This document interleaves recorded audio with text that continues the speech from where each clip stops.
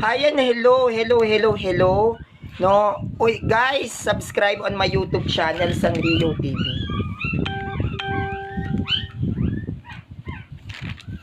Kamusta po? Kamusta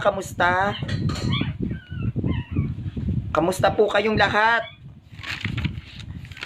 Yan na ano lang po ako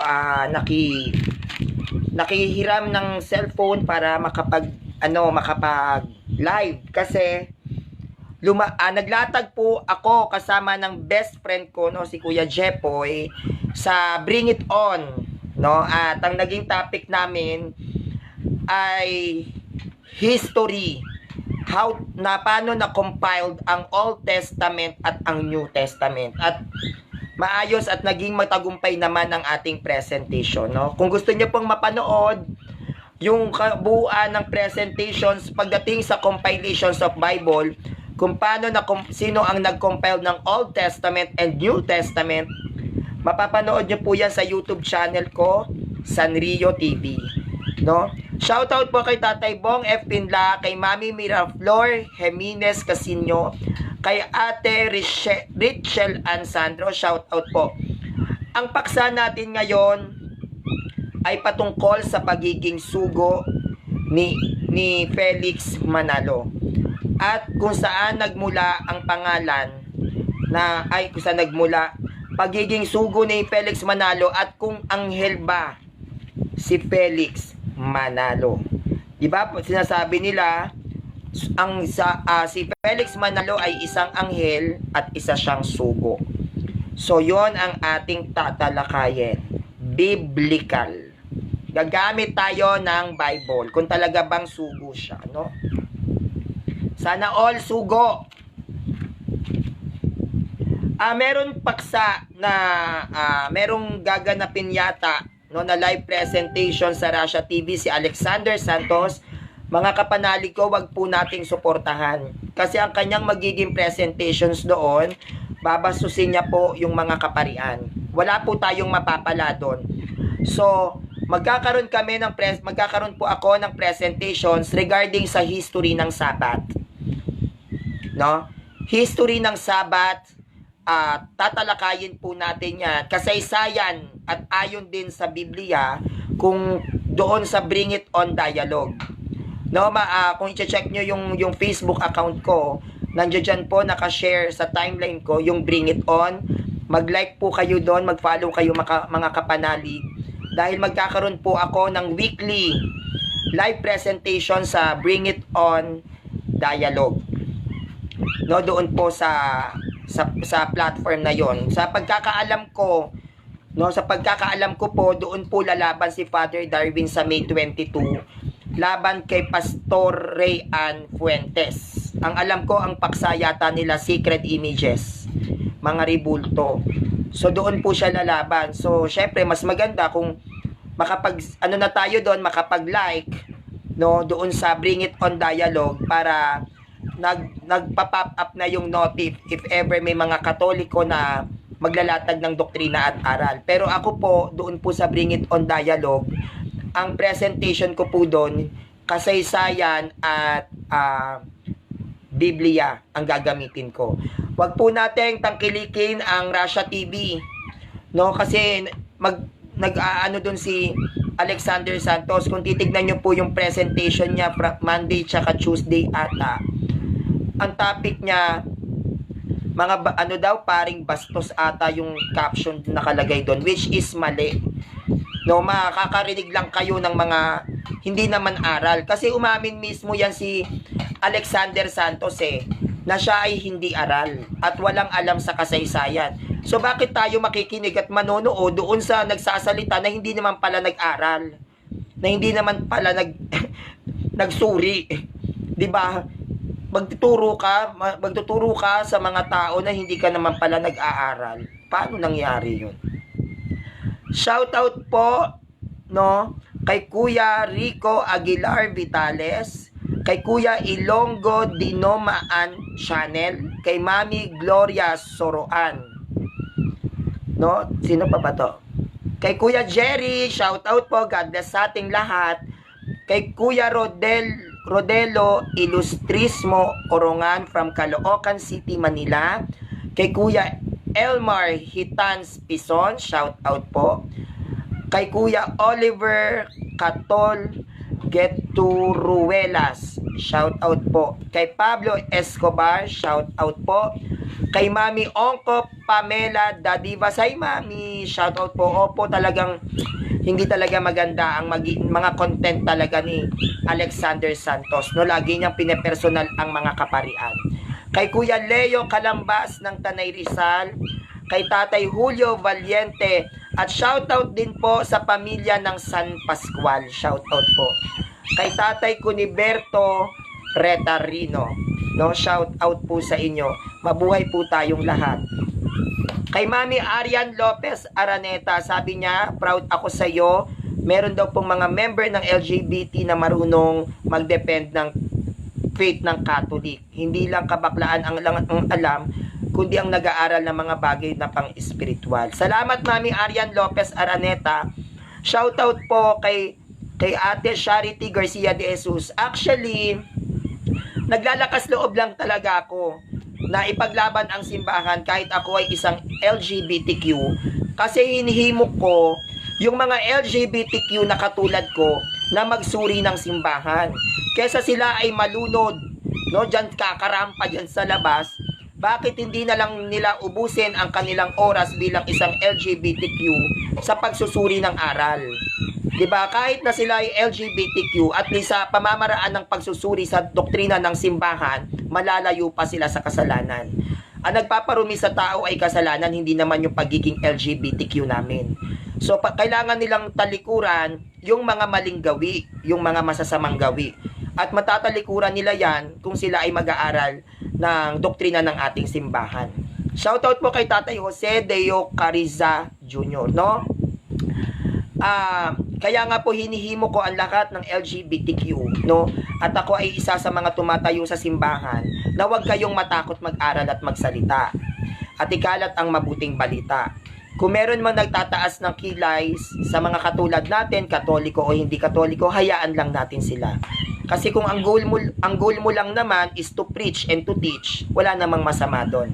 Hayaan na lang natin silang mag-usukan. Ang mahalaga, bilang isang katoliko, kahit ikaw ay isang LGBTQ, pinapalalim mo yung spiritual na ugnayan mo sa Diyos. Yun lang naman ang mahalaga. Hindi naman mahalaga yung sasabihin ng ibang tao. Shoutout po kay Tatay June nabubulol ako. Tatay June Gerasmio Batang. Kay Mami Leia Enaguas Lastimosa, hello po. Kay Ate Yodi Morales Chu from Boracay Island, no? Kay Tata Canon Abela Tata from Southern Leyte, salamat po, shout out.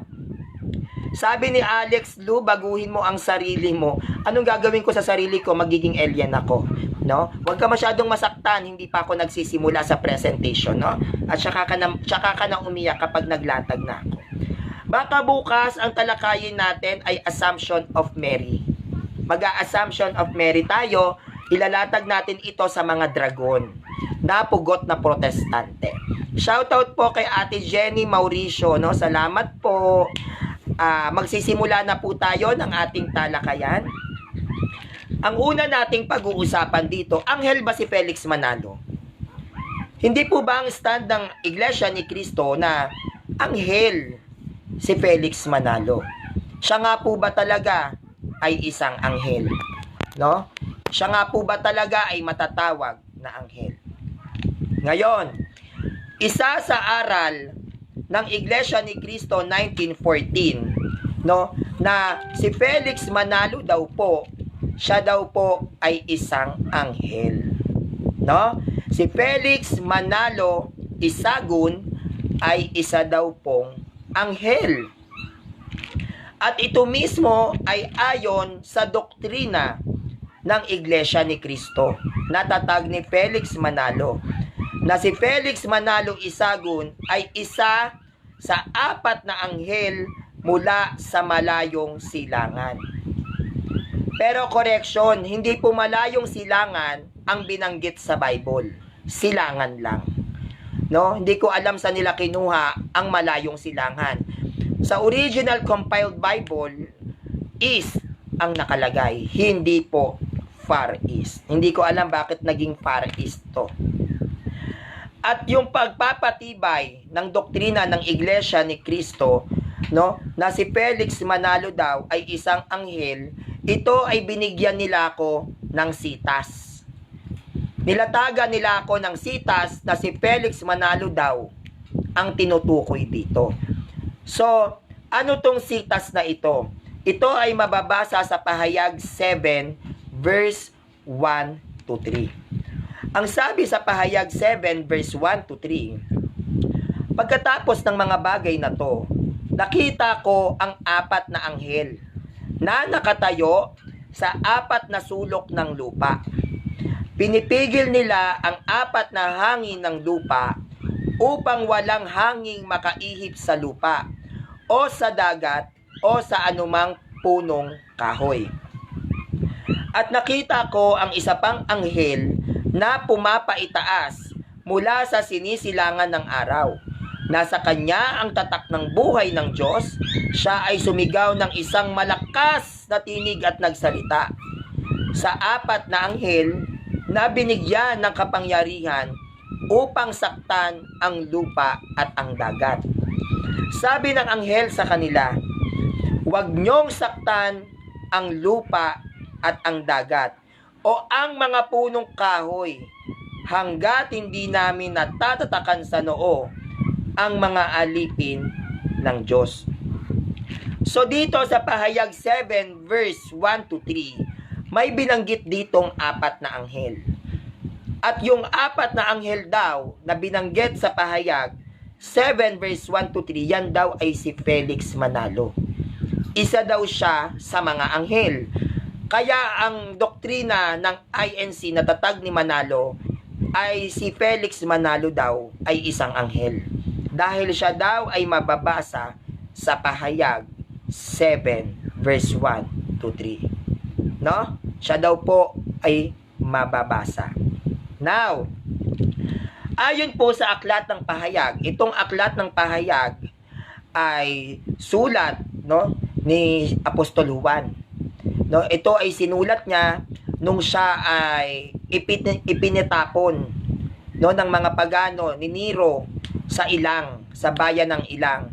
Kasi itong si San Juan, nung siya ay balakpat nung siya ay pinatay ng mga paganong Romano, siya ay hindi namatay, no? At nagpakita sa kanya ang anghel, no, kay San Juan, siya ay muling nabuhay. Nilason pa yan eh, di ba? At ang ginawa ng pagan na Roman pagan during that time, ipinatapon siya sa Ilang. Kaya nung pinatapon siya sa Ilang, doon sa isang kuweba, doon niya sinulat ang aklat ng Pahayag. At itong Pahayag na sinulat daw ni Apostol Juan, no, na Pahayag 7 verse 1 to 3, itong aklat na ito, si Felix Manalo daw ito, isa sa anghel. Kung iisipin nyo, ang taray, no, nasa pangitain ni Apostol Juan si Felix Manalo. Diba? Nasa prophecy siya. Kung isa siya sa anghel dito sa Pahayag, lalabas, doon pa lang, nung buhay pa yung alagad, nasa propesiya na pala si Felix Manalo. Ang galing. Ang galing-galing. Sa sitas ng Pahayag, no, sa aklat ng Pahayag, o sa sulat ng Pahayag, ayon kay Apostol Juan, wala pong nakasulat kahit po sa anumang kabuuan ng Biblia, sa kahit na anong pahina ng banal na kasulatan, kahit kalkalin po natin yan, no, walang bababasa na letra por letra na si Felix Manalo ang isa sa apat na anghel. Wala po tayong mababasa. Isa po yan malaking kasinungalingan. No? Walang Felix Manalo Isagun, letra por letra, na mababasa sa banal na kasulatan. At lalong-lalo na, hindi po siya isa sa apat na anghel. Wala po siya sa talaan sa banal na kasulatan. Wala pong Felix Manalo sa Biblia. No? Wala. Mali yan. Bakit may ganyan turo? Ayon sa doktrina ng Iglesia ni Cristo na itinatag ni Felix Manalo, ang anghel o sugo daw ay maaaring ito daw ay espiritu o tao sa likas na kalagayan. No? Sa doktrina ng INC, no, ang anghel ay maaari mo daw itong i-connect sa isang espiritu at sa isang tao. Pwede ka daw, ikaw tao ka na tawaging anghel. Yon ang kanilang aral. Basahin natin ang standard references ayon mismo sa pasugo. Pasugo po ang gagamitin ko, ha? Hindi po ito imbento, ito ay kanila mismong doktrina. Ang sabi po sa pasugo, October 1997, page 6. No? Anong sabi sa pasugo? An angel could be either a spirit or a man in a state of being. Pasugo to. Pasugo, October 1997, page 6. An angel could be either a spirit or a man in a state of being. So malinaw na ang anghel ay maaari daw itong tawaging espiritu o tao sa kanilang likas na kalagayan. Kung ikaw ay likas na tao, pwede ka raw tawaging anghel. Ang taray. May kalikasang anghel pala ang isang tao. Pag sinabing anghel, ang kalikasan ng anghel ay espiritu.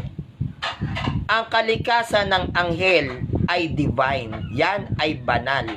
So kung pwede natin palang tawaging anghel ang isang tao sa kanyang likas na kalagayan, lalabas tayo ay dual nature.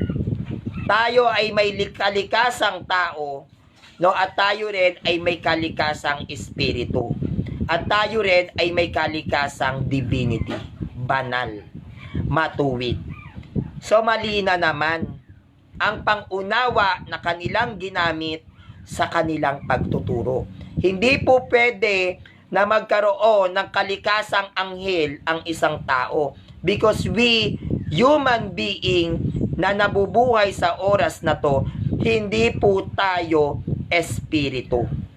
Tayo po ay may flesh. Kaya hindi po tayo pwedeng magkaroon ng dual nature. Ang tao, isa lang ang kalikasan, man. Kaya hindi po pwede tayong sumang-ayon sa kanilang pasugo October 1997, page 6, an angel could be either a spirit or a man in a state of being. That is 100% wrong. No?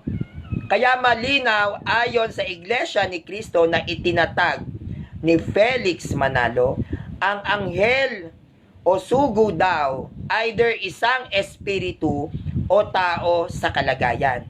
Sa madaling salita, no?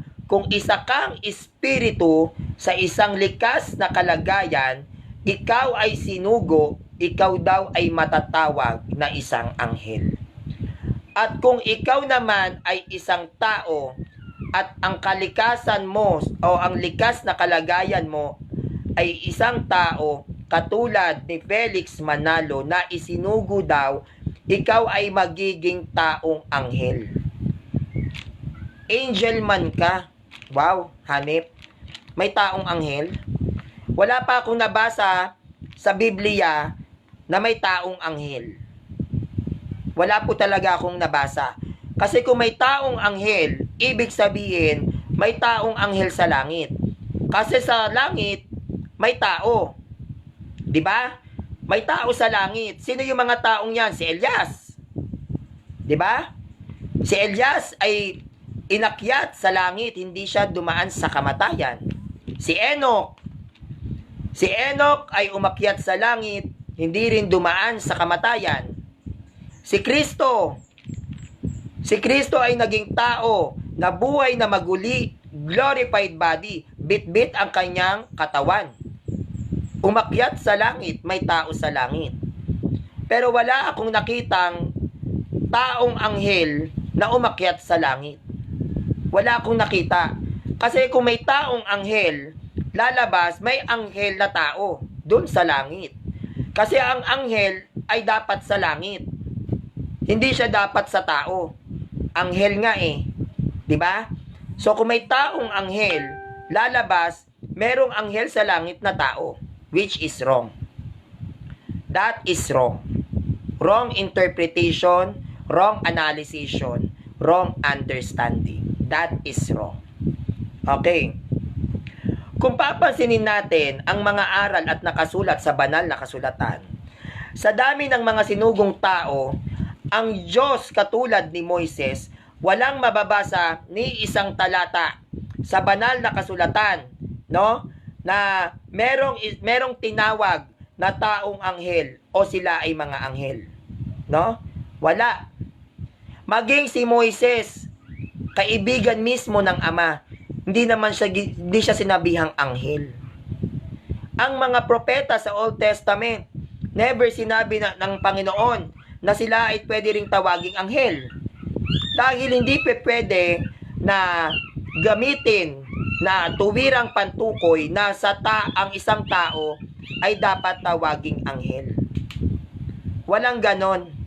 Walang ganong turo mismo sa banal na kasulatan. Si Felix Manalo ba ay nakasulat sa Biblia na isang tatatawagin siyang taong anghel o isang anghel?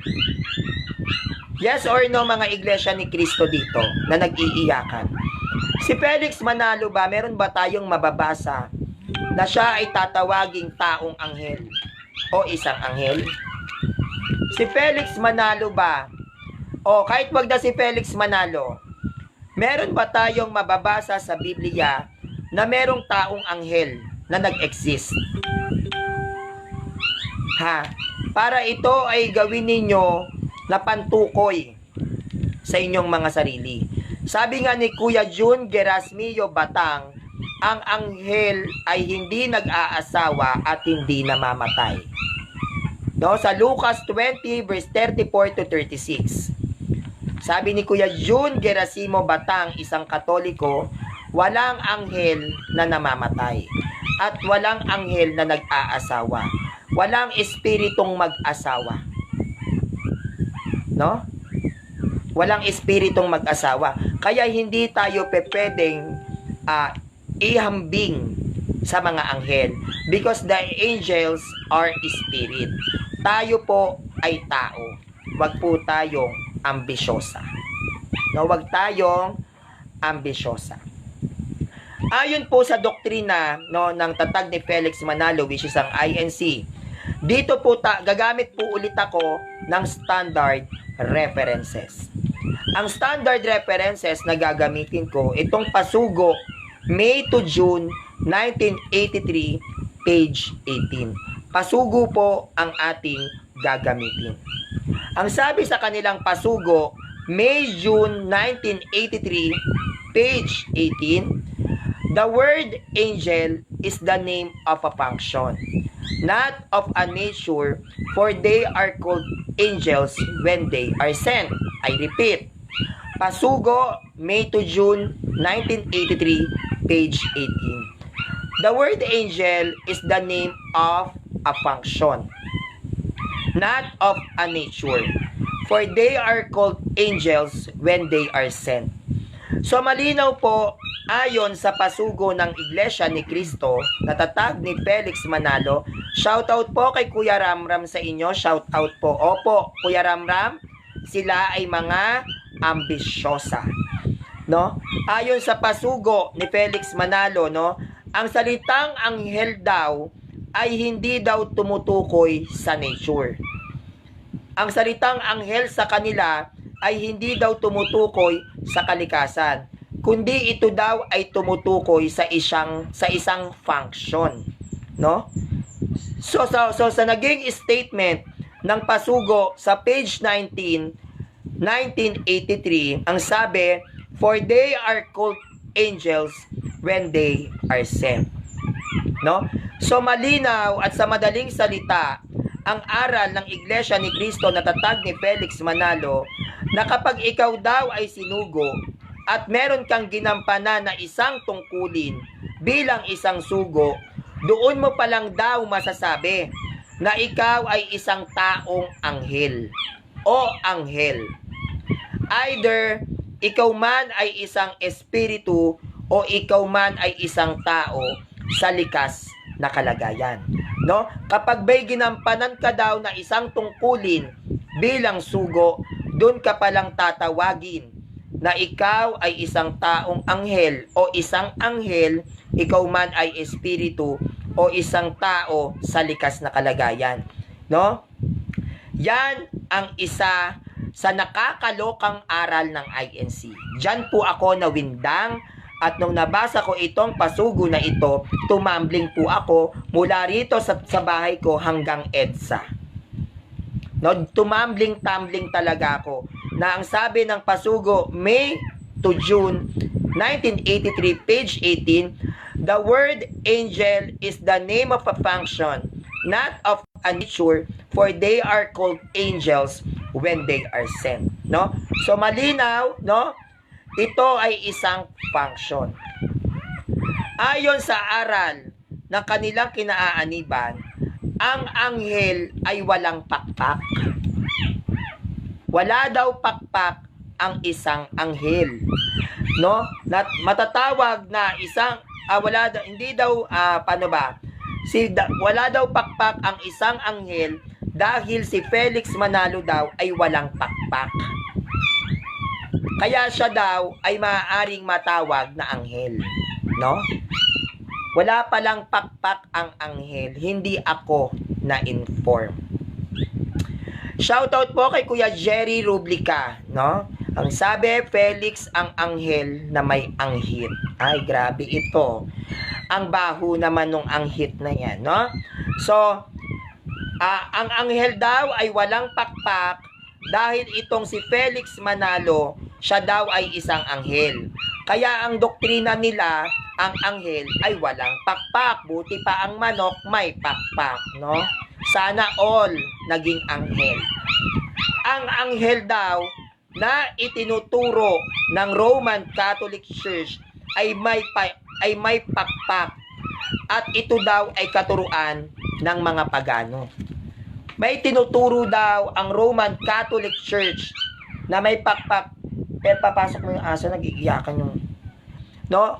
Tayong mga Katoliko, may katuruan daw na ang anghel ay may pakpak at ang ganitong aral, ayon sa Iglesia ni Cristo, ay mga paganong aral.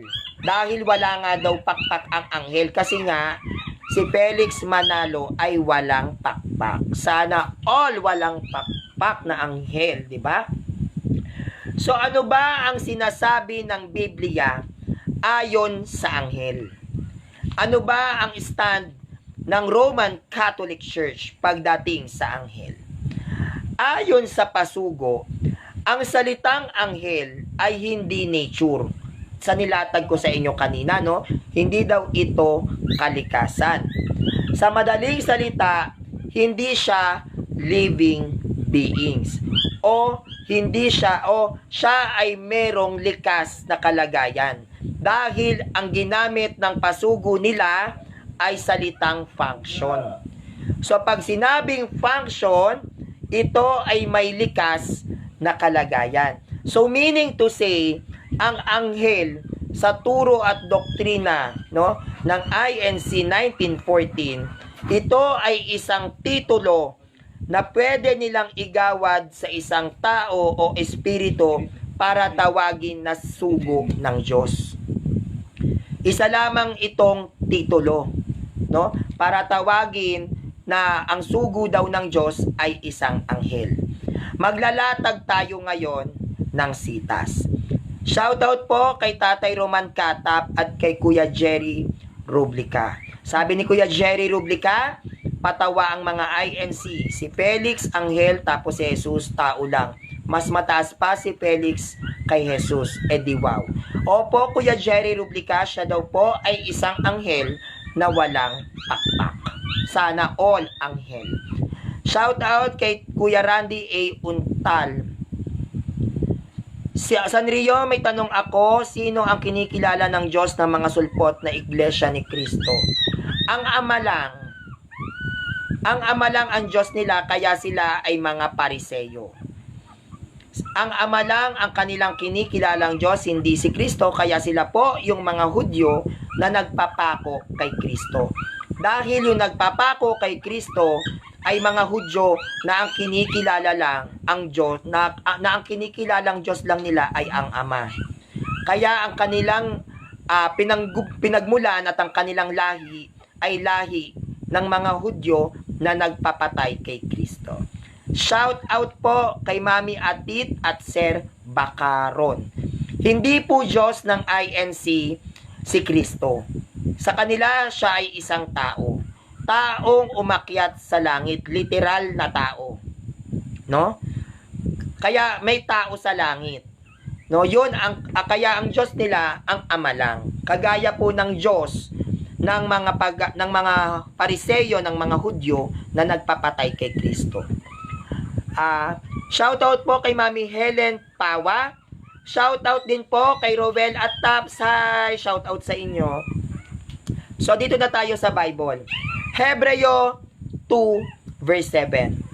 Siya'y ginawa mong mababa ng kaunti kesa mga anghel. Siya'y pinatungan mo ng kaluwalhatian at ng karangalan, at siya'y inilagay mo sa ibabaw ng mga gawa ng iyong mga kamay. So ito ay mababasa sa Hebreo 2 verse 7. Ang sabi sa talata ng Hebreo 2 verse 7, siya'y ginawa mong, ano tong ginawa mong? Tao. No? Siya'y ginawa mong, itong tao na to, na mababa ng kaunti kesa anghel. No? So, ibig sabihin, dito sa Hebreo 2 verse 7, no, magkaiba daw ang anghel at ang tao. Magkaiba. Kasi, sino ba tong siya'y ginawa mong mababang kaunti kaysa mga anghel? Sino to? Yan si Kristo. Dahil si Kristo ay nagkatawang tao at siya'y naging tao. At malinaw sa Hebreo 2 verse 7, siya'y ginawa mong pagkakatawang tao ni Kristo nang mababa ng kaunti sa anghel. Bakit?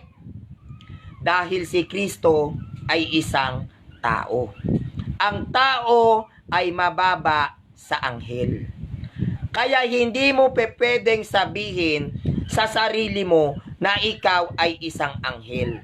Magkaiba ang antas ng anghel sa tao. Kapag sinabi mong ikaw ay anghel, ikaw dapat ay espiritu. Dahil malinaw sa talata ng Hebreo, siya'y ginawa mong mababa ng kaunti kesa mga anghel. No? Mababa ang tao. Shoutout po kay Tatay Alexander Divina Gracia, no, from Caloocan City. So, nagkatawang tao si Jesus nung siya ay naging tao, siya ay ginawa na mababa kaunti sa anghel. Ano yung pagiging mababa ni Kristo? Hindi yung kanyang pagiging Diyos, kundi yung kanyang pagiging tao. Mababa ng kaunti yung katawan ni Kristo bilang tao sa mga anghel. Sapagkat tayong mga tao ay mababa ng kaunti sa anghel. Because the angels are spirit. And we people are not spirit. No? Hindi po tayo espiritu. Kaya hindi po natin pwedeng iugnay at sabihin mo na ikaw ay isang anghel. Shoutout po kay Kuya Edwin Kabahug, no? Sabi niya, keep up the good work. Laban lang po tayo, okay? No? So, ibig sabihin dito, sa talata ng Hebreo 2 verse 7, magkaiba ang anghel at ang tao. Dahil malinaw po ang sinasabi at nais iparating ng Hebreo 2 verse 7 na ang mga anghel na nilikha din ng Diyos, no? Ang mga anghel na siyang nilikha din ng Diyos ay mas higit kesa sa ating mga tao. Kaya napakalinaw na ang mga anghel ay mayroon po yang sariling likas na kalagayan. Meron silang sariling nature. At hindi din po yan pwedeng sabihin na isang titulo na pwede nating igawad sa tao. At lalong hindi po natin pwedeng sabihin na ito ay isang function lang. Kaya malinaw, magkaiba ang tao at magkaiba ang anghel. Hindi natin pwedeng sabihin na tayong mga tao ay tatawaging anghel. Kahit tawagin ka pa sa titulong ikaw ay anghel, mali po yun. Ang anghel ay anghel. Ang tao ay tao. Magkaiba ang anghel sa tao. Hindi mo pwedeng ibigay sa tao ang titulo ng pagiging anghel. Magkaiba yan. Shoutout po kay Kuya Alex Agustin watching from Isabela Province, no? Shoutout and God bless you po. So magkaiba yan. Wala at kahit kailan hindi pwede na bigyan mo ng titulo ang isang tao bilang isang anghel. Dahil ang anghel ay may sariling likas na kalagayan. Ang angels o ang anghel, no, ang kanilang nature ay spirit. Wala pong flesh, no? Kung meron ka man pwedeng ibigay na sabihin na ito ay isang anghel, dapat sa isang spirit. 'Di ba? Kaya nga meron tayong mga sinasabi, 'di ba? Yung mga baby pag namatay, mga anghel sila sa langit. Ang tawag natin sa kanila cherubim. Kasi spirit na sila. 'Di ba? Ang tayong mga Katoliko, baby angel. Pag may nakikita tayong namatay na sanggol, isa siyang anghel. Yung pagiging anghel ba, tinutukoy natin doon sa sanggol? 'Di ba? Hindi. Ano yung pinantutukoy natin sa mga sanggol na namamatay? Yung katawan? 'Di ba? Hindi. Yung alin? Yung spirit. At tinatawag natin silang mga cherubim sa langit. Because they are spirit. Pero hindi natin pwedeng gawin na pantukoy na ikaw ay buhay pa, tatawagin kang anghel. That's wrong. May sarili pong titulo ang anghel. Huwag po natin silang agawan ng eksena. Ha? Huwag masyadong eksenadora. Okay. Ngayon, kaya kung ating pag-aaralan, kung ating sasaliksikin ng maigi, paanong naging anghel? No? Paanong naging anghel si Felix Manalo? Paano siya naging anghel? Bakit nyo siya ginawang anghel? No? Meron pong sariling nature. Merong sariling likas na kalagayan ang mga anghel. At iba ang anghel sa ating mga tao. Dahil ang mga anghel ay espiritu. At tayong mga tao ay may material being. May physical body. May buto at may laman. Kaya kung si Felix Manalo ay isang anghel, lalabas si Felix Manalo ay mayroon ding likas na kalagayan katulad ng mga anghel sa langit. Ang taray!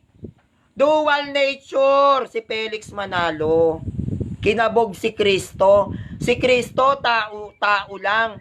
Si Felix Manalo may likas na anghel. Napakataray. Palakpakan natin ang aral nila. Palakpakan natin mga kapanalig ang taray-taray. 'Di ba? Si Kristo tao lang. Pero si Felix Manalo anghel. May kalikasan ng anghel. Kalikasan ng anghel sa langit. Santo. Taray. Big time. No? Bigatin ito. Okay. Dito tayo sa Hebreo 1 verse 7. Ano ba ang sinasabi dito sa Hebreo 1 verse 7? Tungkol naman sa mga anghel ay sinabi niya, ginawa niyang hangin ang kanyang mga anghel at ningas ng apoy ang kanyang mga lingkod. No?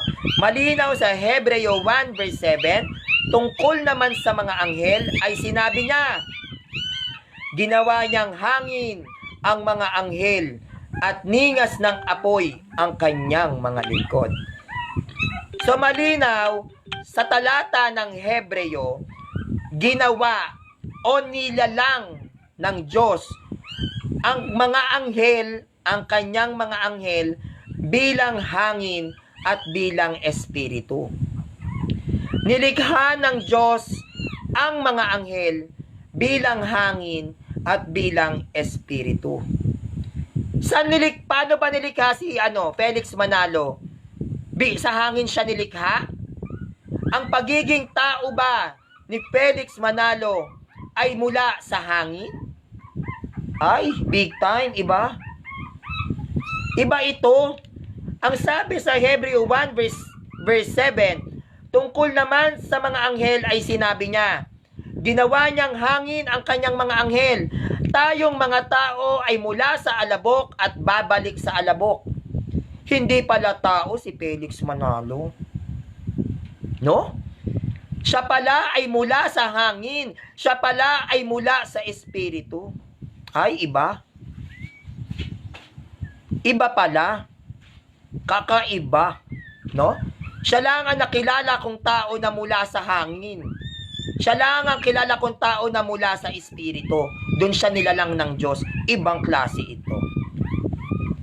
'Di ba? Kaya mag-isip-isip tayo ng magsaliksik. Kayo naman, sinabing anghel, kayo naman, oo, anghel siya. Pero hindi nyo inaral kung ano ang kahulugan at definisyon ng banal na kasulatan patungkol sa anghel. No? Never at kahit kailan ay hindi sinabi sa banal na kasulatan, no, na ginawa ng Diyos ang salitang anghel bilang pantukoy sa function. No? Hindi sinabi sa Biblia na ang Diyos ay lumalang at lumikha ng anghel bilang isang function. Para gamitin mong function sa isang tao at sa isang espiritu sa may likas na kalagayan ang isang anghel. Wala tayong nabasa sa Biblia na ang titulo na ang anghel ay maaari mong gamiting titulo. Walang ganon. Walang sinabi sa Bible na pwedeng gamitin o iugnay ang titulo at gawin mong function ang anghel sa tao. Sapagkat ang anghel ay ginawa niya, nilalang niya sa pamamagitan ng hangin at ng espiritu. Hindi po tayo nilalang, tayong mga tao, sa pamamagitan ng hangin. Tayo po ay mula sa alabok. Paano siya naging anghel? Mali na naman. Bakit ganun kaya ang aral nila, no? Papaisip talaga kayo. Shout out po kay Kuya Router Kadigdig Pagandoman. Okay. Kaya po malinaw na hindi natin maaaring sabihin na ang isang tao ay isang anghel. Dahil po ang isang anghel ay may sariling nature. Meron tayong sariling kalikasan. Meron tayong sariling likas na kalagayan. At ang mga anghel, sila ay espiritu. Tayo po ay tao. Hoy! Tao tayo, oy! Mga ambisyosa kayo, ah. Shout out kay Ate Liwa Ching. No? Tao tayo. Tapos gagawin yung anghel. Ang anghel, nilalang ng Diyos mula sa hangin at mula sa espiritu. Ayon yan sa Hebreo 1 verse 7. Ganun ba nilalang si Felix Manalo? Aba, magsaliksik, oy. Ha? Saliksikin ang aral. Okay. Si Felix Manalo, siya po ay hindi espiritu. Hindi po espiritu si Felix Manalo. Shout out po kay Kuya Joseph Andrew Boris. At shout out din po kay Kuya Jose Andres Rizbon. Shout out po at magandang hapon sa inyo dyan. Kay Kuya Saldivar Heart, no? Shout out din po sa inyo. Si Felix Manalo ay hindi espiritu para siya ay tawagin ninyong anghel. Siya ay isang tao 100% man na may laman at may buto. Tao. hindi po anghel. Mali po at hindi tayo pwedeng gumamit na titulo at pantukoy sa isang tao para tawaging anghel. Wala po tayong mababasa sa Biblia from Old Testament to New Testament na may binanggit na taong anghel. Wala. Shoutout po kay Ate Abigail de la Cruz Ginto from Consuelo, Macabebe, Pampanga. Saan mababasa sa talata na may binanggit na pantukoy sa mga lingkod ng Diyos doon at tinawag na anghel? Kahit titulo, kahit pantukoy, sinabihan ba si Pedro, Pedro, ikaw ay anghel? Isa kang anghel. Wala. Bakit wala tayong mababasa? Dahil magkaiba ang anghel sa tao. Hindi mo pwedeng i-define yan at ibigay na bansag na anghel ang tao. Mali. Magkaiba yan. Literal na magkaiba. Ang anghel ay nasa langit, ang tao ay nasa lupa. Ganun lang yon kasimple. Pag sinabing anghel, nasa langit. Pag sinabing tao, nasa lupa. Hindi yan iisa. Magkaiba yan na kalagayan. Magkaiba ng nature. Magkaiba ng likas na kalagayan mismo. Dahil ang anghel sa langit ay walang likas na tao. Ang tao sa lupa ay walang likas na anghel. Kaya pag sinabing tao, tao. Pag sinabing anghel, anghel. Malinaw po Okay. Now, ngayon, kung ang mga anghel, kung ang mga anghel nga ay nilikha bilang mga purong espiritu, nangangahulugan na ito ay walang katawan, walang laman, walang buto, walang kasarian, dahil ang mga anghel ay espiritu. Pag sinabing anghel, yan ay walang buto, walang laman, walang kasarian, walang asawa, at nasa langit. Dahil sila ay espiritu. Kaya hindi sila pwedeng gamiting pantukoy o titulo sa isang tao. Kapag ikaw naman ay tao, may laman, may buto, may kasarian, namamatay at wala sa langit, ikaw ay hindi rin pwedeng tawagin na isang anghel. Dahil ang anghel, walang laman, walang buto, walang kasarian, walang asawa, at nasa langit. Kabaliktaran ng tao ang anghel. Kaya nga ang anghel nasa langit, ang tao nasa lupa. Walang mababasa kahit sa Biblia na nagbigkas ang mga sinaunang Kristiyano na nasa Biblia ng New Testament na ginamit nila ang terminong sila ay mga anghel. Wala. Shoutout po kay Ate Duhat Kadati. Shoutout po kay Pablo Jose Escobar. So, wala. So, unlike po dito kay Felix Manalo, siya ay may material na katawan. Bulok na po ang katawan ni Felix Manalo, nailibing na. Wala pong nililibing na anghel. Dahil ang anghel ay spirit. Hindi nabubulok ang anghel dahil wala silang material body. Hindi nagkakasakit ang anghel because they are spirit. Kaya hindi natin pwedeng gamiting titulo at pantukoy ang anghel para kay Felix Manalo. Dahil magkaiba ang tao at ang anghel. Magkaiba yan. Pag tao ka, nandito ka sa lupa. Pag anghel ka, nasa langit ka. Wala pong anghel na nagkatawang tao. Dahil kung anghel si Felix Manalo, siya yung anghel na nagkatawang tao. Ang taray. Kung ang Diyos pala ay nagkatawang tao, hindi rin nagpaiwan si Felix Manalo, anghel na nagkatawang tao. Mali yun. No? Mali yun. Si Felix Manalo, siya po ay may kasarian.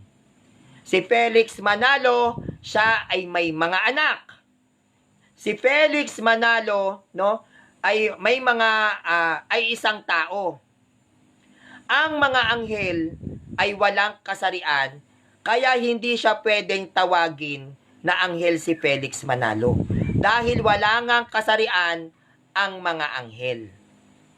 No? Dahil hindi naman nanganganak at hindi po nabubuntis ang mga anghel. Paano siya naging anghel si Felix Manalo? At kung si Felix Manalo nga ay isang anghel, ang bongga-bongga ng lola nyo. Ang bongga niya, no? Bakit bongga? Bonggang-bonggang bongbong si Felix Manalo. Bakit bongga? Dahil may anghel na pala na nagkatawang tao. Ngayon lang ako na-inform. Wala pa akong nabasa sa sitas ng Biblia na may anghel na nagkatawang tao. Kaya hindi din ako nagtataka kung bakit, no? Kung bakit nadagit ang panty ni Rosita ng ibong mandaragit. Hindi na ako nagtataka na ang ibong mandaragit ay dumagit ng pantiriray ni Rosita. Ang galing-galing nyo naman. No? Felix Manalo, anghel, uod ni Jacob, ibong mandaragit, huling sugo, siya yung Juan Bautista. Siya daw ang John the Baptist ng New Testament. Ang galing. 'Di ba? Ang galing. Siya ang John the Baptist ng New Testament, kaya hindi na raw niya kailangan binyagan. Siya ang ibong mandaragit. Kinuhaan ng titulo si Si Cyrus. Siya ang huling sugo na magbabalik. Tinanggalan ng pwesto si Kristo. Siya ang uod ni Jacob. Sinolo niya, hindi rin daw tayo. Aba, sa kanya na lahat. Kumbaga sa Miss Universe, Hakot Award. Title, kanya na ang corona. Kakaibang aral. Ayon sa aklat ng mga gawa, no? Ayon sa aklat ng mga gawa, nagpakita kay Pablo ang isang anghel na nagliliwanag. At ang anghel na to ay nakapasok kahit na sa mga nakakandadong selda, no?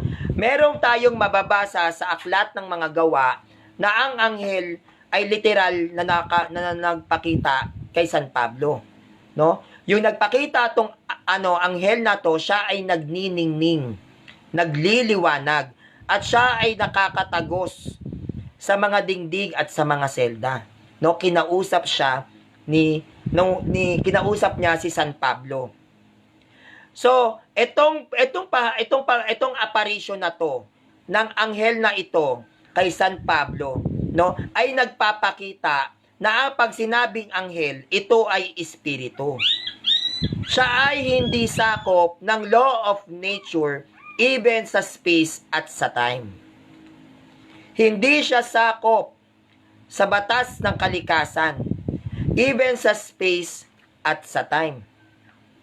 Kaya malinaw na si Felix Manalo, kung siya ay isang anghel, bakit kinakailangan niya pang gumamit ng wheelchair para makapunta sa dapat niyang puntahan? 'Di ba si Felix Manalo, kung titignan natin yung kanyang naging buhay, nag-wheelchair siya dahil sa sakit niyang ulcer. Si Felix Manalo ba ay nagniningning at nagliliwanag, katulad ng anghel na nagpakita kay San Pablo? Si Felix Manalo ba ay may kakayahang tumagos sa mga dingding at mga selda? Kasi yun ang anghel. So malinaw, no, ang anghel ay may kakayahang tumagos sa mga selda, sila ay nagliliwanag. Yung mga katangian ba ng anghel na ito meron si Felix Manalo? Yes or no? Hindi ba? Wala. Kaya hindi natin pwedeng sabihin na si Felix Manalo ay isang anghel. Iba ang anghel sa tao. Kahit pantukoy, kahit function, kahit titulo, hindi po siya pwedeng sabihing anghel. Dahil ang anghel ay nasa langit. Hindi po kahit kailan naging tao ang anghel. Hindi po kahit kailan maaaring gamiting pantukoy ang anghel. Dahil ang anghel na nagkatawang tao. Okay. Ayon sa Lucas 20 verse 36, hindi na rin sila mamamatay, sapagkat matutulad sila sa mga anghel. Sila'y mga anak ng Diyos dahil sila'y napabilang sa mga muling binuhay. So malinaw sa Lucas 20 verse 36 na ang anghel ay hindi po namamatay. Diba malinaw? Hindi na rin sila mamamatay sapagkat matutulad sila sa mga anghel. Lucas 20 verse 36. Hindi po namamatay ang anghel. Kaya hindi po natin pwedeng sabihin na anghel si Felix Manalo. Dahil siya po ay namamatay. Bakit siya namamatay? Dahil siya ay isang tao. Ang tamang pantukoy lang na pwede natin gamitin kay Felix Manalo, siya ay isang tao. Hindi po anghel. Mali po yan. Kaya malinaw na sila, na sabi rito sa Lucas, hindi na sila mamamatay. Ano tong hindi na sila mamamatay? Nasabi, hindi na rin sila mamamatay. Sa Lucas 20 verse 36, yan yung mga yumao. Tayong mga yumao, pag tayo namatay ang ating physical body, hindi na tayo mamamatay. Bakit? Tayo ay magiging espiritu na. No, hindi po namamatay ang spirit. So meaning to say, no, sa madaling salita, no, ang mga anghel na merong pure spirit sa likas na kalagayan o sa kanilang nature ay isang immortal. Lahat po ng anghel ay immortal. Hindi po tayo immortal. Kaya hindi po siya pwedeng gamiting pantukoy sa ating mga tao. Dahil pag sinabing anghel, immortal. Immortal ba si Felix Manalo? Hindi. No? Hindi po siya immortal. Immortal. Teka lang po, tanggalin ko lang ang aking gel case.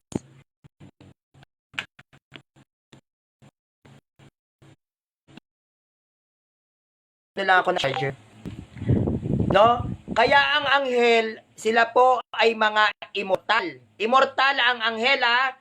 Itong si Felix Manalo, tatandaan natin na itinuturing na anghel ng mga kaanib ng Iglesia ni Cristo. Siya po ay namatay noong April 12, 1963. At ang malupit pa po dyan, nang naging sanhi ng kanyang kamatayan ay ulcer. No? Ulcer ang naging dahilan kung bakit namatay si Felix Manalo. Bongga, di ba?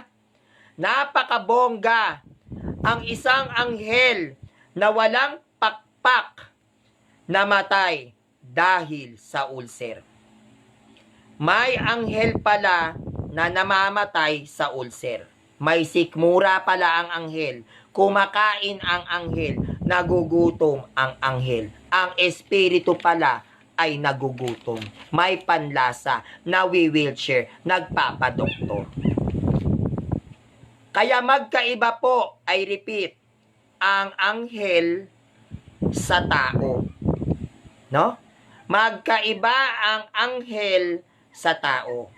Hindi po yan pwedeng maging isa. Walang taong anghel sa Biblia, hindi nagtawagan ng titulong anghel tayo ang 12 apostles. Tinalo nyo pa ang mga alagad. Nakakaloka kayo. Yan ay mga ilan lamang, no? Yung mga nilatag ko sa inyo ay mangilan-ngilan lamang na mga talata na mababasa natin sa banal na kasulatan patungkol po sa mga likas na kalagayan ng mga anghel. At ipinapakita ko lang sa inyo na kung gaano po kabaluktot at hindi accurate ang aral at doktrina ng Iglesia ni Kristo. Ang mga doktrina at ang mga aral ng tatag ni Felix Manalo na iglesia, no? Yan po ay tinatawag na pekeng anghel na walang pakpak. No? Pekeng anghel at walang pakpak, na walang pakpak tong si Felix Manalo, no? Dahil kinakalaban niya mismo at kinokontra niya ang tunay na sinasabi sa Biblia. Kapag kinalaban mo ang mismong aral na nasa Biblia, ang tawag sa iyo heretiko. Heretical teaching. Delikado po yan, yung mga ganyang aral.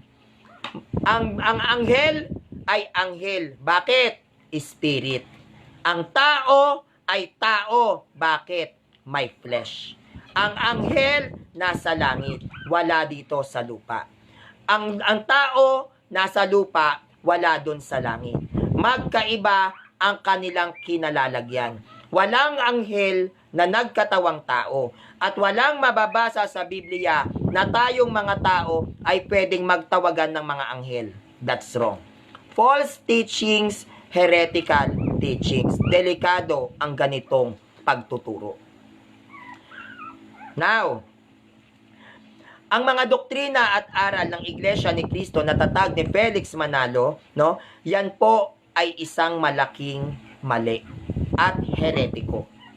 At ang pagkontra o paglaban, no, o pagsalungat sa nakasulat sa mga banal na kasulatan ay isang malaking kalapastanganan.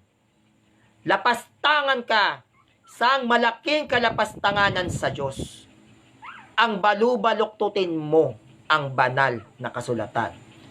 At pag nilapastangan mo ang Diyos sa pamamagitan ng tunay at totoong aral na nasa Biblia, malinaw na kayo ay nasa dyablo. Ang minamali ang aral, ang binabaluktot ang turo ng Biblia, mga kampon ni Satanas. Iayos natin ang ating doktrina, Iglesia ni Kristo. Kaya sa lahat ng kaanib ng Iglesia ni Kristo, no? Ito lang ang masasabi ko sa inyo. Idadalangin ko na inyo sanang suriin ang tunay na aral. Kung ano mismo ang tunay na doktrina. Idinadalangin ko na sana suriin yung maigi ang mga aral na itinuturo sa inyo ng inyong mga ministro. Huwag kayo basta makikinig lang. Mag-aral kayo. Sabi nga sa akin ng mga kaibigan kong INC, hindi daw sila pwedeng magbasa ng Biblia. Sila ay dapat lang daw makinig sa turo ng ministro. That's wrong. Hanapin mo ang tunay na aral. Huwag ka lang basta kinig ng kinig. Hindi mo naman inaral. Aralin mo ang tunay na doktrina ng Biblia. Pepa, steady nga dito. Pababa ng pababa yung no? Kaya naway, mamulat na kayo sa katotohanan, mga kaanib ng Iglesia ni Kristo, sa tulong ng Espiritu Santo, sa tulong ng Espiritu at kaloob ng karunungan, na nawa ay maintindihan nyo at makita nyo na mismo na ang kinaaniban ay hindi mula sa Diyos. Sana ma-realize nyo, hindi po sa Diyos ang kinaaniban ninyong iglesia, kundi ito ay mula sa dyablo, mula sa mga kaaway ni Kristo, mga antichrist kayo. Mula sa mga taong tinuturing yung anghel, isang anghel na the wheelchair, isang anghel na may ulcer, at isang anghel na naghingalo at namatay. Kahabagan nawa kayo ng ating Panginoon sa mga doktrina tinuturo ninyo. Now, sugo ba si Felix Manalo? Sugo ba to? Sugo ba siya? Okay, pag-usapan natin. Meron bang mababasa sa Biblia na si Felix Manalo ay sinugo ng ama? Meron? Wala. No? Ang pagiging sugo ni Felix Manalo, ito ay isang napakabigat na katanungan sa Iglesia ni Cristo na mahirap nilang sagutin. Hindi nila to masasagot ng tuwiran. At pagkadalasan na ito yung tanong mo, no? Paano naging sugo si Felix Manalo? Ang kanilang isasagot sa inyo, isa yang hula, nasa hula, ayon sa hula. Hindi nila to kayang sagutin ng kategorikal. Hirap silang sagutin ng tuwiran kung sugo ba si Felix Manalo. Ang sasabihin lang nila sa inyo, Madam Auring, hula. Okay. Magbibigay ako ng mga katibayan ayon sa mga hula sa Biblia. John the Baptist, Old Testament, Isaiah 40 verse 3. Ito ay hula ayon kay John the Baptist. Isaiah 40 verse 3. Ganito ang isinisigaw ng isang tinig. Ihanda nyo ang daraanan ni Yahweh sa ilang. Gumawa kayo ng mga tuwid na landas na kanyang lalakaran sa ilang. Ang aklat ni Isaiah ay naganap sa John 1 verse 23. Sumagot si Juan sa pamamagitan ng pangungusap mula sa aklat ni Propeta Isaias, ako ang tinig ng isang taong sumisigaw sa ilang. Tuwirin nyo ang daraanan ng Panginoon. Ang John 1 verse 23 ay katuparan ng Isaias 40 verse 3. Pumunta tayo sa pangalawang hula, Birheng Maria. Ayon sa Lumang Tipan, Isaiah 7 verse 14. Dahil dito, si Yahweh mismo ang magbibigay sa inyo ng palatandaan. Maglilihi ang isang dalaga at magsisilang ng isang sanggol na lalaki at tatawagin sa pangalan ng Emmanuel. Ito ay naganap ang aklat ni Isaiah na hula sa bagong tipan, no? Nasa na ba 'yon?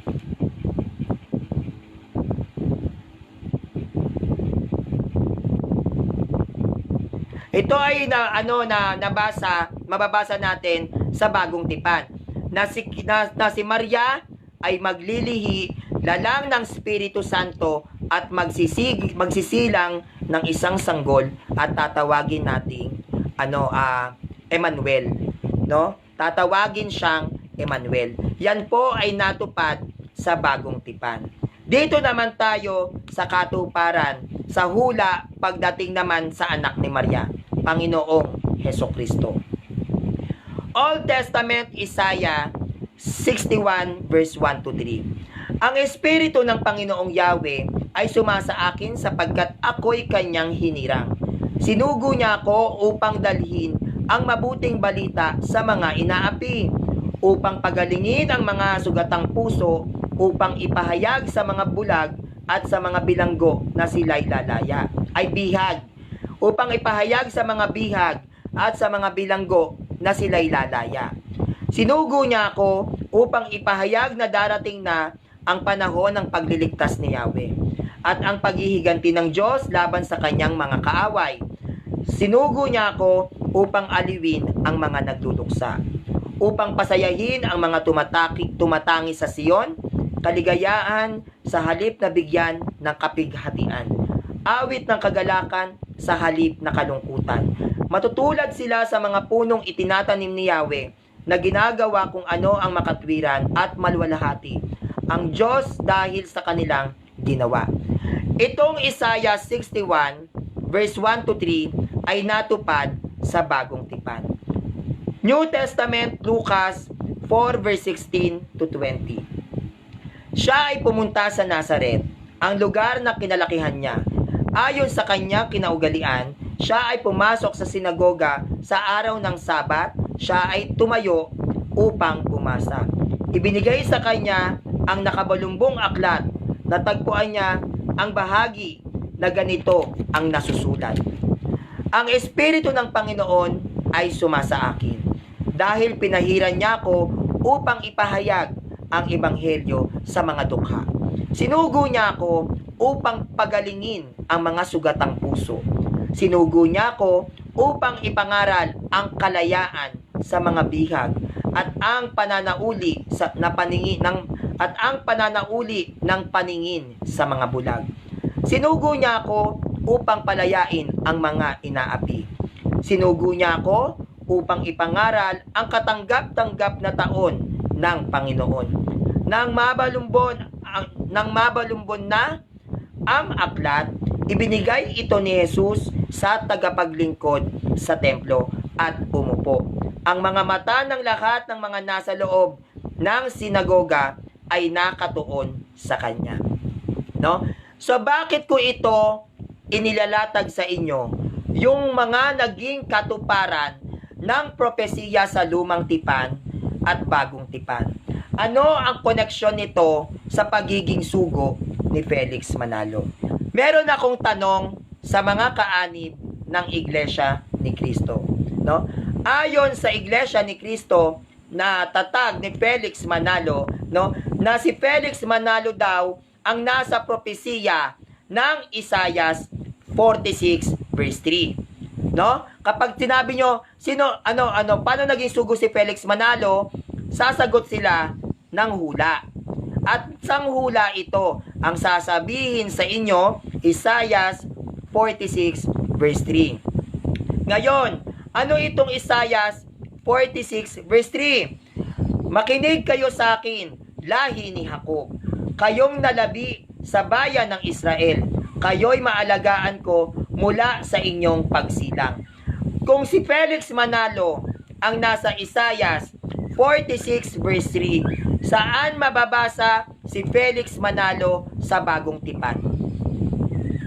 Nasaan ang pangalan ni Felix Manalo sa New Testament?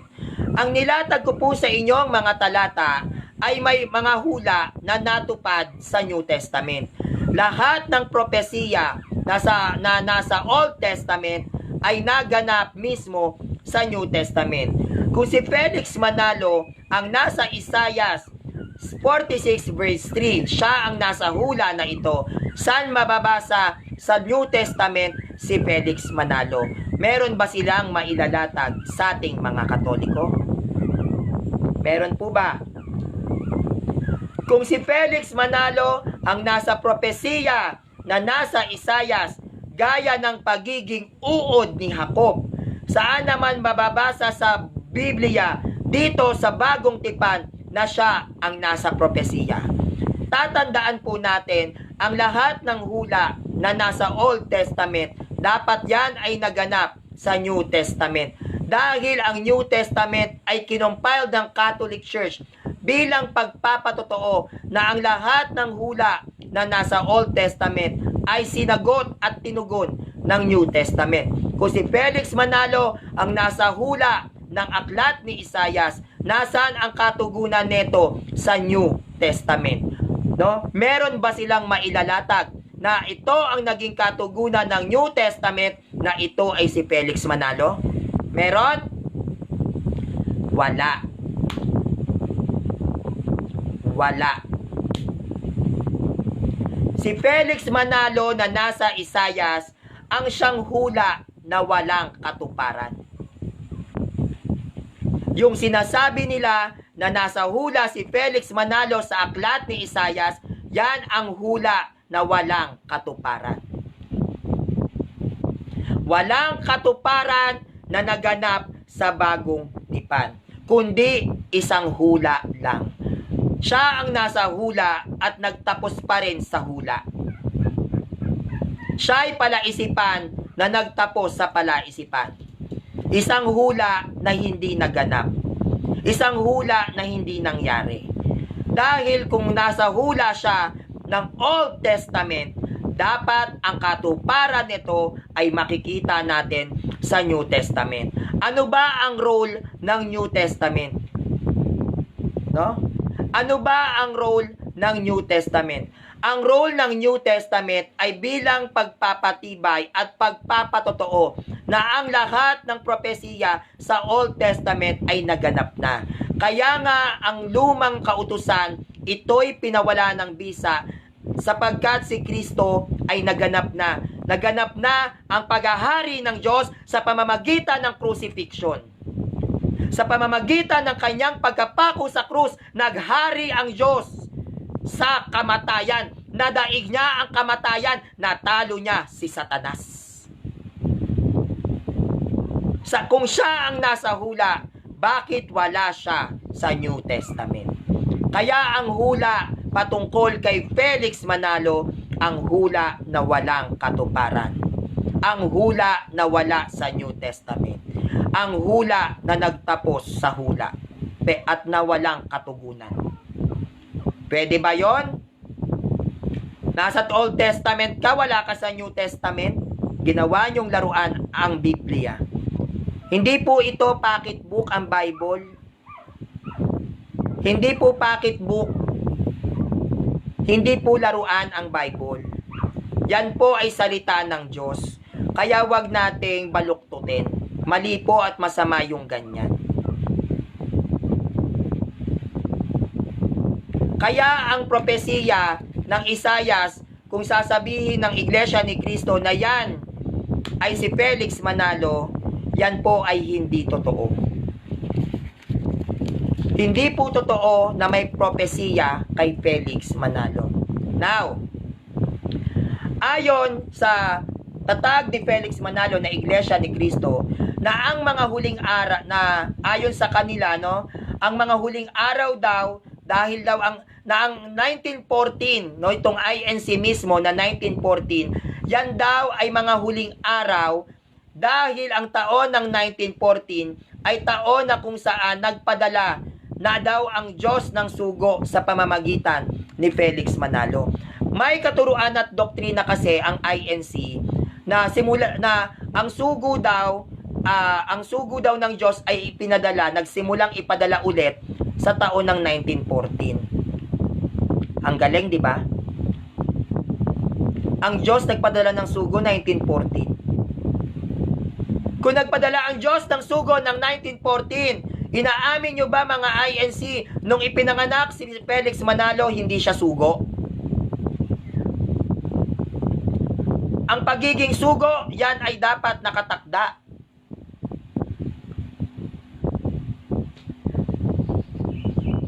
Sabi ni Gerald Jude S. Bellarmesa Jr., walang nanalo pagdating sa relihiyon, kanya-kanya tayong paniniwala, galangan na lang. No, that's wrong. No, that's wrong. Hindi ginagalang ang maling aral. Tinutuwid. Hindi ginagalang. Bakit namatay ang mga apostol? Dahil sa paglaban sa maling aral. Pag ginalang mo ang maling aral, anong mangyayari sa mga maling aral? Lalawig. Dadami. Hindi yan ginagalang. Nilalabanan yan. Pababayaan mo ang mga maling aral? Tititigan mo? Gagalangin mo? Mali? Paano kung may mga aral dyan sa harapan mo? Sabihin isang satanista, sabihin demonyo si Kristo, gagalangin mo? Hahayaan mo na sabihin nila na demonyo si Kristo? Makikinig ka lang? Wala kang gagawin? Tandaan, ang pananampalatayang walang paggawa ay patay. Kaya pag hinayaan nyo ang mga maling aral, patay ang pananampalataya mo. Bakit mo hahayaan ang maling aral? Ha? Sige nga. Bakit hahayaan ang maling aral? Itama mo. Ipagtanggol mo ang doktrina mo. Itindig mo. Tama ang aral ng Katoliko. Hindi mo panonoorin. Labanan mo. Anong igalang? Hindi kahit kailan ginagalang ang maling aral. Nilalabanan yan. Labanan nyo. Mga palusot nyo. Hindi nyo lang kasi kayang gibain ang doktrina ng simbahang Katolika. Kaya dapat igalang. Mali. Labanan ng mga heretiko. Labanan ng maling aral. Saan ka nakakita? Tao naging anghel. Mali. Itama mo. Igalang. Sinasabi anghel, tao. Igalang. Ano gusto mo, maniwala kami? Anghel ka, tao? Sos.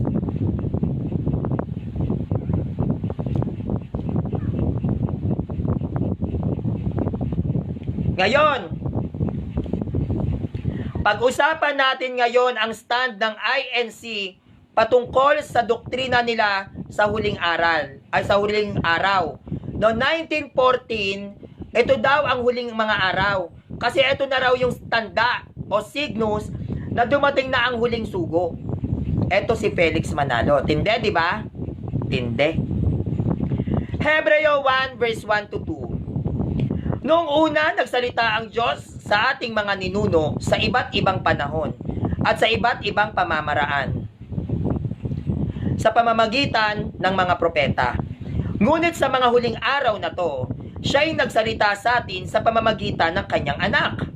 Sa pamamagitan ng anak ay nilikha ng Diyos ang sanlibutan at siya ang piniling tagapagmana ng lahat ng bagay.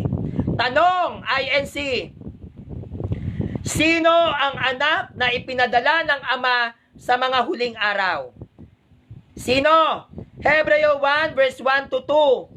Ngunit sa mga huling araw na ito, siya'y nagsalita sa atin sa pamamagitan ng kanyang anak.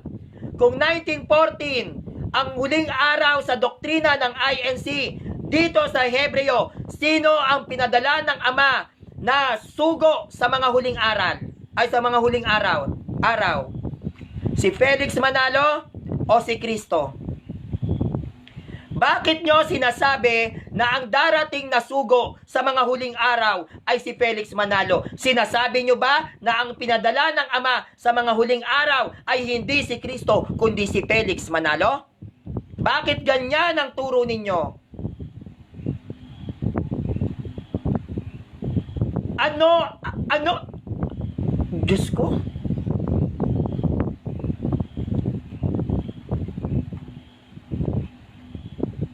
Ang Ama ay nagpadala. Ipinadala niya ang kanyang anak para sa mga huling araw. Ang mga huling araw ay nagsimula nung dumating si Jesus, hindi 1914.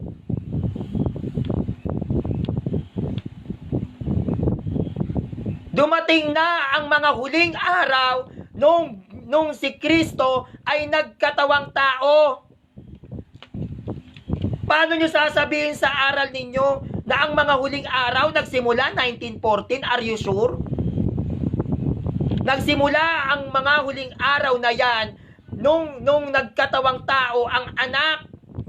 Nung nagsugo na ang Ama, isinugo niya ang kanyang anak, umpisa na yan ng mga huling araw. Bakit naging 1914? Lalabas si Felix Manalo mismo ang tuwirang sinugo ng Ama, hindi si Kristo. Ang taray-taray naman. Mas mataas si Felix Manalo kay Kristo? Ganon ba yon? Si Kristo tao, tapos si Manalo anghel? Wow! Si Kristo hindi sinugo sa huling araw, si Felix Manalo ang sinugo? Hanep. Si Kristo ang hindi muling magbabalik, si Felix Manalo ang muling babalik sa mga huling araw. Ang taray nyo. Ano ngayon si Kristo? Nga. Ganun ba yun? Hindi ba si Kristo ang ipinadala ng Ama dahil yan ay kanyang anak? Ang anak ng Ama, si Kristo, hindi si Felix Manalo. Wag ambisyosa. pero ayon mismo sa doktrina ng tatag ni Felix Manalo, si Felix Manalo daw ang sugo sa mga huling araw. Huling sugo daw si Felix Manalo sa mga huling araw. Naku po. Akala ko si Kristo ang huling sugo. Si Felix Manalo pala. Bakit hindi ako na-inform? No? Hindi ako na-inform. Sana sinabihan nyo ko para nakapaghanda at nakapagpa-autograph naman. Nagsimulang maganap o mangyari ang mga huling araw nang ang ama ay pinadala niya ang kanyang anak at ang anak ng ama. Yan ay si Hesukristo at hindi po si Felix Manalo. At mas lalong hindi INC 1914, taon ng 1914 ang mga huling araw. Mga ambisyosa kayo. Ang mga huling araw ay naganap nung nang si Kristo ay nagkatawang tao. Hindi nung nagtatag si Felix Manalo ng sekta ng Iglesia ni Kristo. Huwag kayong masyadong bongga. Ha?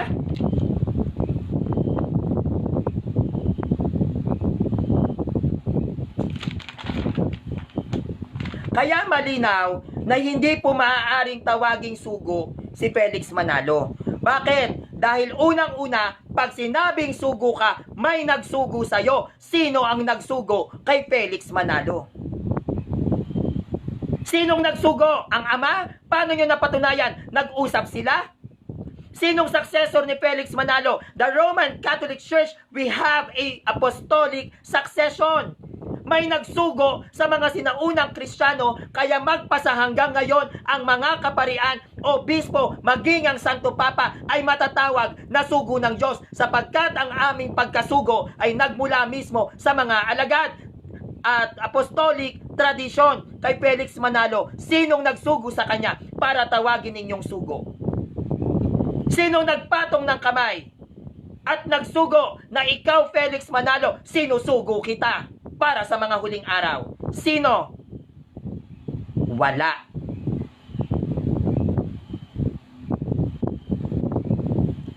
Diba? Wala.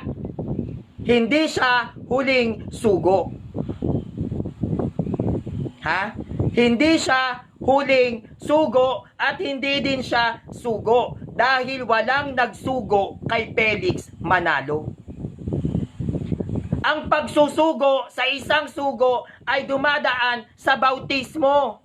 Binibinyagan ng mismong magsusugo sa kanya. Sino ang nagbinyag kay Felix Manalo na sinusugo kita sa ilalim ng relihiyong Kristyanismo? Wala.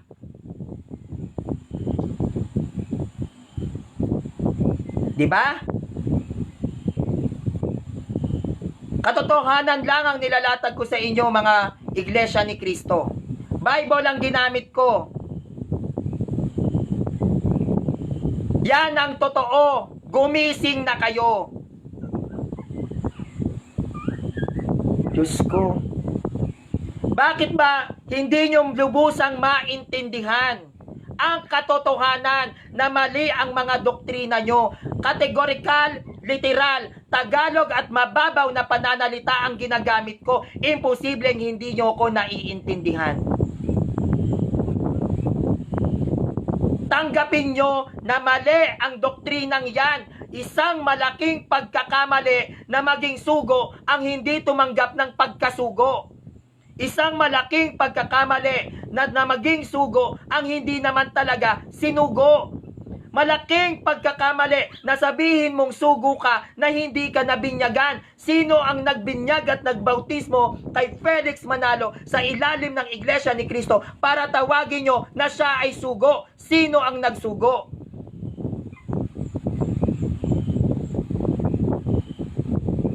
Kategorikal ang mga latagan ko. May Biblia ko. Sabi nyo nasa hula. Bakit wala siya sa New Testament? Lahat ng hula sa Old Testament ay naganap sa New Testament. Kaya nga New Testament eh. Testament, tipan, kasunduan sa Diyos. Lumang tipan, kasunduan sa Diyos sa panahon ni Moises ay naganap sa bagong tipan. Bagong tipan, kasunduan nito sa Diyos. Dapat pareho yan, merong sagot. Hindi pa pwedeng naiwan na lang sa isang hula. Dapat yan ay naganap sa New Testament. Hula nasa Isayas, asan yung katugunan? Wala. Paano yun? Nasa hula si Felix Manalo, siya yung tinutukoy dyan. Saan sa New Testament? Lahat ng mga nasa Isayas ay natupad sa New Testament. Asan si Felix Manalo doon?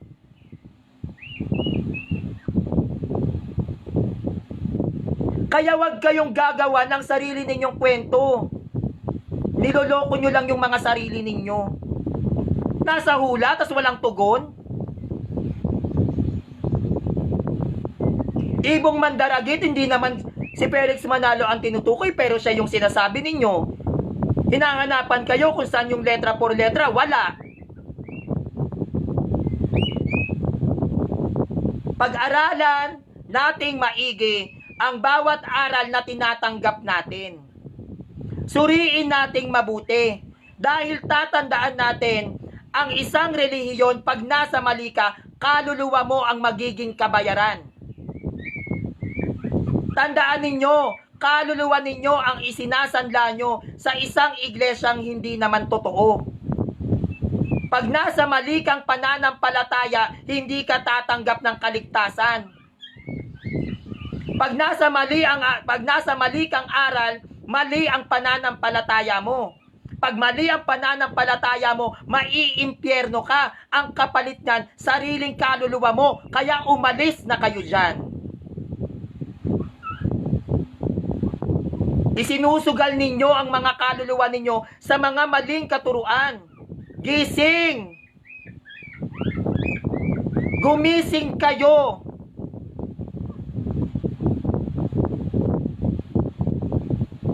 Maglalatag kayo nasa hula ng Isayas. Saan naganap sa New Testament? Wala. Gising.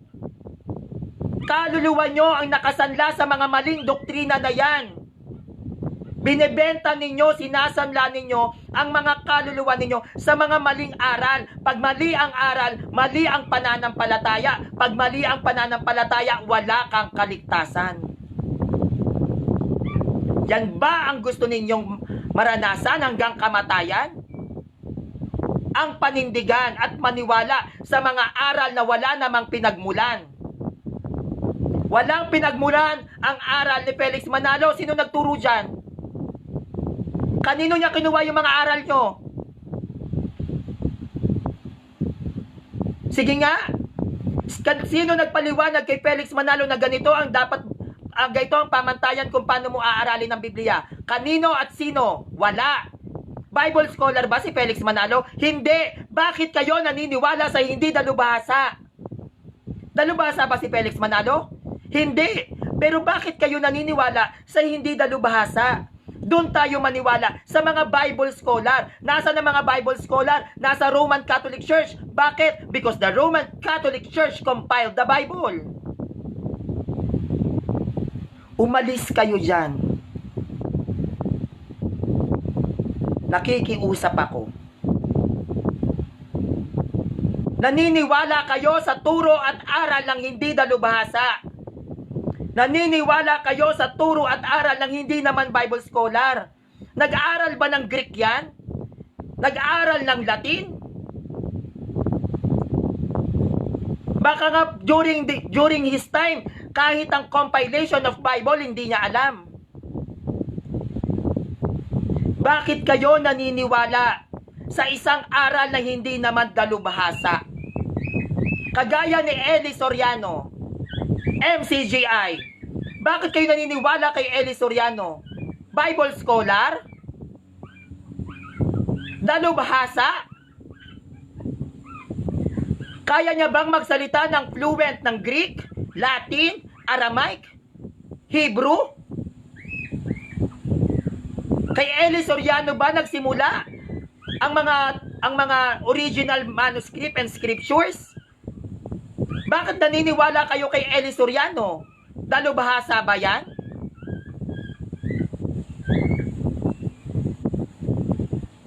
Bible scholar. Ang tunay na aral, dapat may Bible scholar kayo. Ang tunay na aral, dapat may early Christians kayo. Ang tunay na aral, dapat kayo mismo ang nag-compiled ng Bible. Dahil dyan kayo kumukuha ng aral. Ano ang kakayahan ni Felix Manalo? Na makaunawa ng Latin. Wala. Gising. Gumising kayo. Sino nagsugo kay Felix Manalo? Wala. May nagbinyag ba kay Felix Manalo? Wala.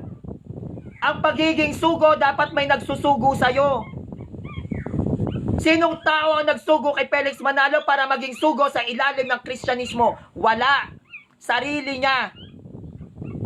Sinusugo ko ang sarili ko. Ako ang sugo.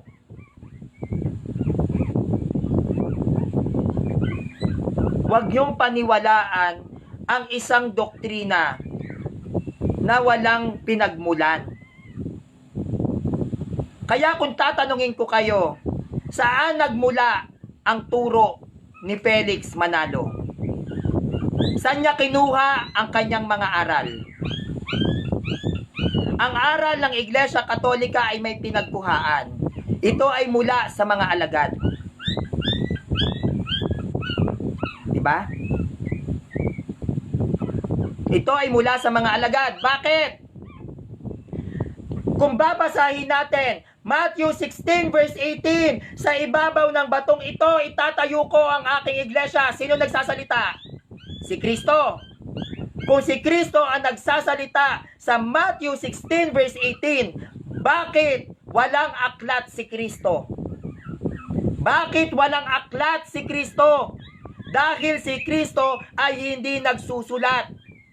Siya ay nagtuturo sa pamamagitan ng pananalita. Ngayon, tinanggap ito ng 12 alagad. Diba? So, hindi walang aklat si Kristo. Dito tayo sa 12 apostles. Yang mga naging sulat sa loob ng Biblia na mga author na yan, hindi yan mismo si San Lucas, hindi yan mismo si Apostol Pablo, si San Pedro, hindi yan sila mismo ang nagsulat. At wala silang mismong sinulat. Dahil ang 12 apostles, during their time, ay hindi gumamit ng aklat, ng isang aklat, pananalita. Nagturo lang sila sa pamamagitan ng salita, hindi ng pagsusulat. Kaya hindi alam ng mga apostol ngayon na meron silang Biblia, na nasa Biblia sila. Wala silang alam. Bakit? Dahil ang 12 apostles ay mga Aramaiko. Aramaiko ang kanilang lengguwahe. Hindi sila marunong mag-Grego dahil ang 12 apostles ay mga illiterate. Illiterate ang 12 apostles. Sanhango ang mga scriptures? Greek, Grego. Hindi marunong mag-Grego ang 12 apostles. Kaya ang mga sulat na nasa New Testament, yan ay hango sa mga Grego. Sino ang mga nagsulat niyan? Ang mga nagsulat niyan ay mga disipulo ng mga kumakatawan dyan sa Biblia. Nagkaroon sila ng disipulo. Nagkaroon ng pagpapasa-pasa ng aral sa pamamagitan ng bibig hanggang sa ito'y kanilang sinulat. Kaya nga may mga tradisyon na hindi lahat nasulat, na which is ito ay aming sineselebrate gaya ng mga kapistahan. Dahil na isulat na lang yang mga tradisyon na yan ng kanilang mga disipulo, henerasyon sa henerasyon, pasa-pasa ng salita na tinatawag naming apostolic tradition. Hindi yan basta-basta nasulat. Yang 12 apostles na yan, Aramaiko yan, illiterate ang mga alagad. Hindi sila marunong mag-Grego. Lahat ng nasa banal na kasulatan dito sa New Testament, Greek, Logos. John 1 verse 1, Logos. Bakit Logos? Ang Logos saan nagmula? Ang Logos ay nagmula sa mga pagano, wala pa si Kristo. Dahil naniniwala sila na merong salita na Diyos na hindi nila kilala. Ang salitang Logos na sinasabi sa John 1 verse 1, no, sa sulat ni Juan. Ang Logos diyan ang unang gumamit. Pagano? Dahil meron silang kinikilalang Diyos na hindi naman nila alam kung totoo. At ito ang siyang binali ni San Juan. Gumamit siya ng Logos na John 1 verse 1. Ang Logos na ito ay nagkatawang tao para baliin ang maling aral ng mga pagano na pinapakita ni San Juan na ang Diyos ay nagkatawang tao. Ito ang Logos. Ito ang tunay na Diyos.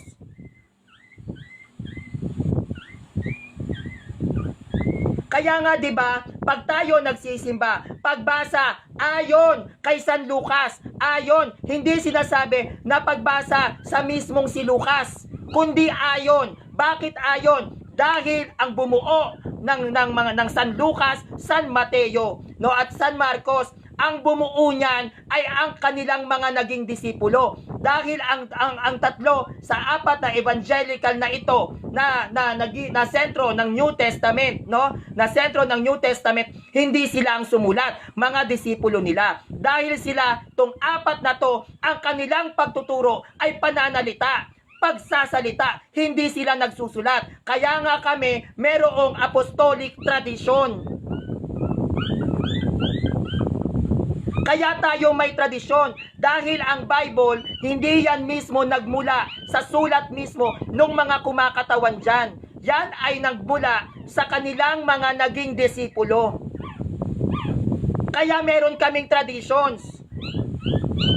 Kaya kung may nakakaalam man ng mga talata na nasa Biblia, only the Roman Catholic Church. Ni kami nga hindi nga namin sino mga author niyan. Hindi nyo ba alam na hanggang ngayon, maging ang mga Bible scholars ng Roman Catholic Church ay pinagtatalunan kung sino ang mga tunay na author ng New Testament? Hindi nyo alam yan. Nakabasa kayo ng aklat ni San Lucas, si San Lucas talaga yon? That's wrong. Hindi alam ng mismong mga Bible scholar sino ang nagsulat ng aklat ni San Lucas.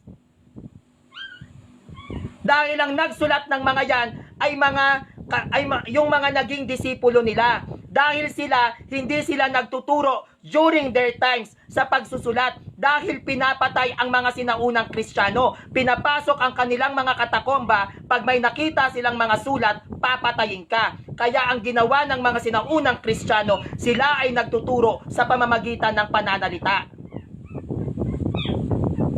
Bawal kang magturo during their times na mababasa, may ebidensya, patay ka.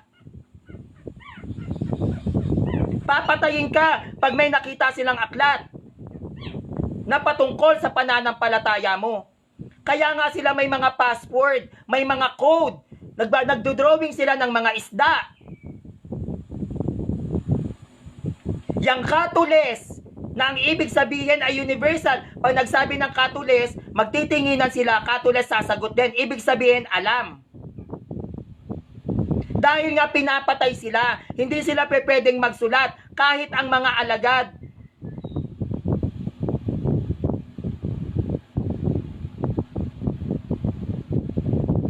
Diyos ko. Hindi nyo ba alam yan? Hindi nyo alam yan kasi hindi naman kayo nag-compile ng Bible. Walang tuwirang nakakaalam sino ang mga author niyan. Dahil ang mga naging author ng New Testament, hindi nga kilala. Hanggang ngayon pinagtatalunan. Walang tuwirang pagkakakilanlan kung sino ang mga nagsulat niyan. Pero yung mga katuruan na nasa New Testament, yan ay mula sa mga bibig mismo ng mga alagad. Yung aral sa mga alagad, pero yung nagsulat hindi kilala.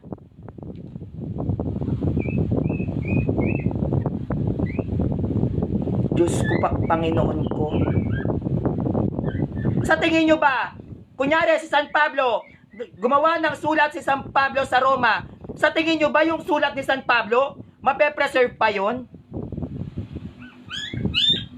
Alam nga naman ang sulat, ang ipadala ni San Pablo dun sa Roma, bato, para hindi mabulok. San ba ang gamit na panulat ng mga early Christians noon, balat ng hayop? Kung balat ng hayop ang ginagamit noon, nabubulok yan. Yung sinasabi, kunyari, nagliham ni Pablo sa ganito, liham ni Pablo sa ganyan, yan ay galing din sa kwento ng mga naging disipulo nila. Kaya hindi lang, yung mga scroll na sinasabi mo, ay hindi yan mismo sa kanilang mga sulat. Galing yung mga scroll na yan ay galing sa mga naging disipulo nung mga kumakatawan sa Biblia. Kaya meron tayong tinatawag na apostolic tradition, apostolic succession. Kaya pansinin ninyo, ang pagbibinyag natin ipinapasa sa pamamagitan ng pagpuputong ng kamay kasi hindi naman yan sinusulat. Kaya nga hindi lahat ng tradisyon ng simbahang Katolika mababasa sa Bible dahil sila, ang mga early Christians, ay nagtuturo sa pamamagitan ng bibig.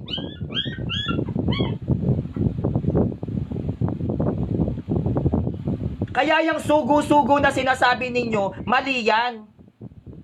Paano magiging sugo yan si Felix Manalo?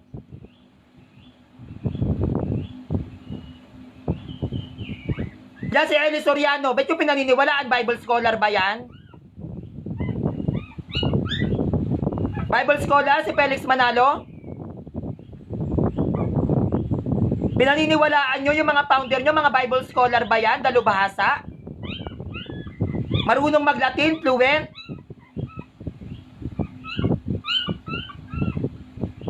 Sos, gumising na kayo sa katotohanan na mali doktrina nyo, tapos ang usapan.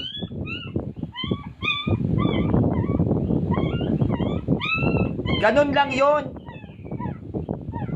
Sabi ni Alexis Camina, kaya kapatid ang batayan dito yung mababasa sa Biblia. Batayan mo, mababasa sa Biblia, paano yung bumuo? Pagkakabuo ng Biblia, hindi mo pwedeng gawiting batayan? Oldest Bible, Codex Vaticanus.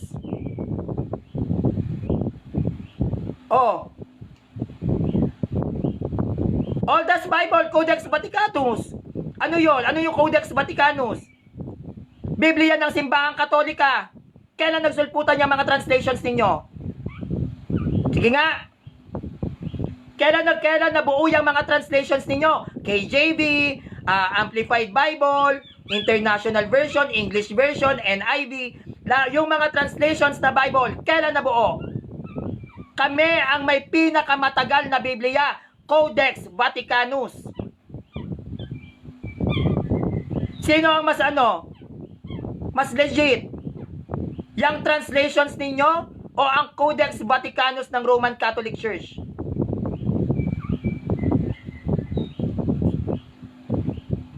Sos, Biblia gagamitin ninyo, paano yung nagbuo? Gagamit kayo ng Biblia. Bakit Biblia lang? Dapat pag-usapan natin paano yan nabuo. Sinong bumuo? Sinong bumuo?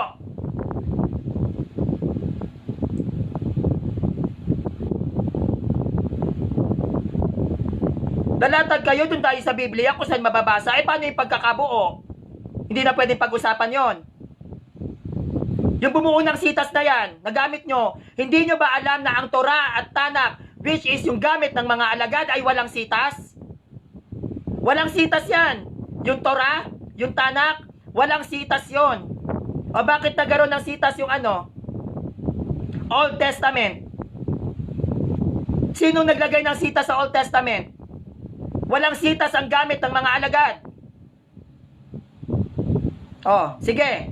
Sino naglagay ng sitas sa Old Testament? Roman Catholic Church. Sinong gumawa ng New Testament? Sinong bumuo? Roman Catholic Church.